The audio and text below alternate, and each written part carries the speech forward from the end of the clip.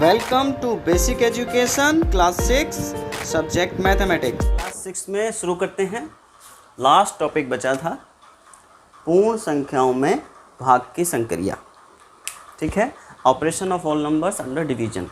Division में हम check करेंगे कि क्या हमारी सारी जो ऑपरेशंस हैं वो सही बैठते हैं या नहीं। ठीक है, तो डिवीजन फैक्ट्स क्या होता है सबसे पहले देख लीजिए आप कि 4 की मल्टीप्लाई आप 5 में कीजिए, 4 5 जा 20। तो डिवीजन फैक्ट क्या होता है कि यदि 20 में हम 4 से डिवाइड करें तो 5 आएगा, 20 में यदि 5 से डिवाइड करें 5 4 जा 4 आएगा। तो this is a division fact, याद रहेगा। आपसे पूछेगा तो हमें ऐसे ही करना है। अब है क्लोजर प्रॉपर्टी अंडर डिवीजन। हमने सारी प्रॉपर्टी स्टार्टिंग में पढ़ी थी, under addition, under subtraction, under multiplication और अब है अंडर डिवीजन। तो क्लोजर प्रॉपर्टी क्या कहती है, जैसे हमने कोई नंबर लिया, ये आपकी पूर्ण संख्या है, ये भी पूर्ण संख्या है, डिवाइड कीजिए। 24 में 2 से डिवाइड करो, 2 12 जा 24, 12 दूनी 24 होते हैं। तो पूर्ण संख्या है, हाँ है, होल नंबर है। तो क्या 16 भी पूर्ण संख्या है और 7 भी पूर्ण संख्या है। 16 में 7 से भाग दीजिए आप, 16/7 क्या पूर्ण संख्या है? नहीं। अच्छा 9 में 4 से डिवाइड करिए, नहीं डिवाइड हुआ, क्या ये पूर्ण संख्या है? नहीं। तो जो डिवाइड में आ रही है वो पूर्ण संख्या नहीं है। इसका मतलब ये है कि क्लोजर प्रॉपर्टी इसको फॉलो नहीं करती। याद रखना, 1 नंबर क्वेश्चन कभी भी कंपटीशन में आ सकता है। अतः विभाजन की संक्रिया पूर्ण संख्याओं के लिए संवरक नहीं है। विभाजन की संक्रिया, तो closure property does not satisfy for whole number under division. Clear. Second, divided by 0। किसी नंबर में 0 से डिवाइड करके देखते हैं। जैसे 0 3 में 0 से डिवाइड करो, 7 में 0 से डिवाइड करो, 5 में 0 से डिवाइड करो। डिवीजन फैक्ट क्या होता है बेटा, जो आराम से समझ लीजिए। जैसे मान लीजिए 3 में से 0 माइनस करो, 3 आएगा। 3 में से फिर 0 माइनस करो, फिर 3 आएगा। 3 में से फिर 0 माइनस करो, फिर 3। यानी कितनी बार भी आप 0 माइनस कर लीजिए, हर बार 3 ही आ रहा है। इसका मतलब ये डिवाइड हो जाएगा। डिवीजन का मतलब ये तो होता है छोटे छोटे भागों में बांटना, डिवाइड करना। तो क्या ये डिवाइड हो रहा है? नहीं डिवाइड हो रहा। इसका मतलब ये है नॉट डिफाइंड, परिभाषित नहीं है। तो किसी भी नंबर्स में, होल नंबर्स में हम 0 से भाग करेंगे तो परिभाषित नहीं है, भाग नहीं होगा। ठीक है, उसको लिख देंगे अपरिभाषित या नॉट डिफाइंड। अच्छा, अब इसका उल्टा सुनिए। 0 में यदि डिवाइड करें, हाँ बार बार यदि 0 में से 3 माइनस करेंगे, डिवाइड करेंगे तो क्या आएगा? 0 ही आ जाएगा। तो किसी भी नंबर्स में पूर्ण संख्या, मतलब किसी भी पूर्ण संख्या में यदि हम 0 में किसी भी संख्या से डिवाइड करेंगे तो क्या आता है? 0। याद रहेगी ये बात। 0 से डिवाइड करेंगे तो अपरिभाषित, 0 में डिवाइड करेंगे तो 0। ठीक है, परिभाषित। अच्छा, अब फोर्थ पॉइंट क्या है कि 3 में 1 से डिवाइड करिए आप, यानी किसी भी नंबर में 1 से डिवाइड करिए वही नंबर आ जाता है। ये आप याद रखेंगे। 3 में 1 से डिवाइड करिए 3 आ गया, 5 में 1 से डिवाइड करिए 5 आ गया, 6 में 1 से डिवाइड करिए 6 आ गया। क्लियर। लास्ट इंपॉर्टेंट पॉइंट और बचा है कि क्या किसी नंबर में उसी नंबर से डिवाइड करने पे 1 आ रहा है? हाँ, ये भी एक नियम है कि 6 में 6 से डिवाइड करिए 1 आया, 7 में 7 से डिवाइड करिए 1 आया, 9 में 9 से डिवाइड करिए 1 आया। किसी भी नंबर में x से डिवाइड कर दीजिए आप तो भी 1 आएगा। ये भी एक डिवीजन फैक्ट है। याद रहेंगे सारी कंडीशंस, डिविजन्स, इससे अलग कुछ नहीं होता है।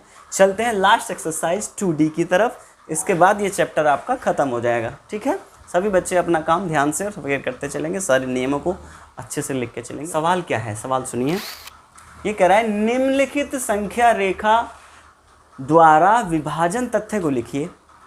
आप ध्यान से संख्या रेखा देखिए। आपने संख्या रेखा पर जोड़ सीखा था, इससे पिछली वीडियो में देख लेना आप लोग। जोड़ सीखा था किस तरीके से हम होल नंबर्स को सम करते हैं बाय नंबर लाइन के ऊपर। तो देखिए यहाँ पर आप देख रहे हैं कि 0 से 2 गया, ठीक है, फिर 2 से फिर 4 गया, 4 से 6, 6 से 8, 8 से 10, 10 से 12। यानी आपने क्या देखा, हर बार 2 संख्याओं का जोड़ हो रहा है। यानी 2 + 2 + 2, बहुत इंपॉर्टेंट पॉइंट है बेटा, इसको हल्के में ना लें। 2 + 2 + 2, इसको हम सॉल्व कर रहे हैं बेटा, +2 + 2 + 2, इस तरह से जोड़ा था हमने। 1 2 3 4 5 6। इसका अर्थ क्या हुआ बेटा, 2 को हम 6 बार जोड़ रहे हैं, 12 आ रहा है ना, 12 तक पहुँचे ना हम। इसका मतलब क्या है कि 1 2 3 4 5 6, 6 बार क्या आया, 2 आया, 6 बार 2 आया। 6 टाइम 2, 6 टाइम 2 किसके इक्वल आ रहा है, 12 के। ये क्या इम्प्लाइज करेगा, ये इम्प्लाइज करेगा 6 इंटू 2 इक्वल्स टू 12 और 2 इंटू 6 इक्वल्स टू 12। 2 6 बार आया है, 6 2 बार नहीं आया। तो ये डिवीजन फैक्ट हमारा सही नहीं है। हालांकि हम ये लिख सकते हैं 6 दूनी 12, 2 छिक्के 12 कम्यूटेटिव प्रॉपर्टी होती है, लेकिन डिवीजन फैक्ट कहा उसने, डिवीजन फैक्ट याद रखना। यहाँ क्या हुआ है, 2 6 बार आया है, 2 6 बार आया है, 6 2 बार नहीं आया। बात समझ में आ गई ना। तो आप इस तरीके से किसी भी डिवीजन फैक्ट को लिख सकते हैं कि 2 2 2 2 2। इसका मतलब क्या है, 6 टाइम 2, 6 टाइम 6 बार 2 किसके पास पहुंचा, 12 के पास। ये डिवीजन फैक्ट समझ में आया, यही आंसर है। दूसरा वो कहता है कि 21 में 3 से डिवाइड करो 7 आया। हाँ, 3 सत्ते 21।